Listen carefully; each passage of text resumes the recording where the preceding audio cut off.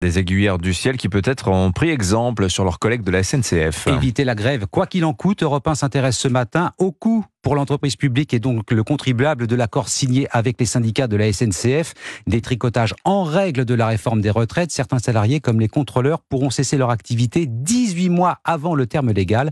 Rémunération garantie à 75% des concessions qui forcément alourdissent la facture finale. Barthélémy Philippe. Oui, une facture que la fondation IFRAP a tenté d'estimer. Pour cela, elle s'est basée sur le coût du système de cessation progressive d'activité créé en 2008.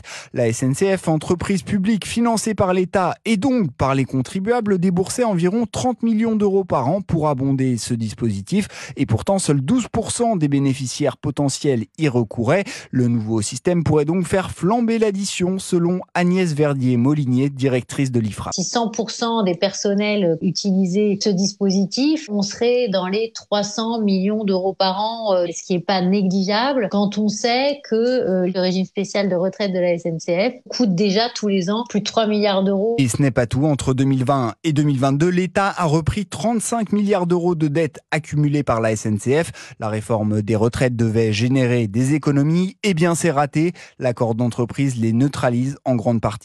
En 2022, le coût total de la SNCF pour les contribuables a atteint 20 milliards d'euros. Barthélémy Philippe du service économie d'Europe 1.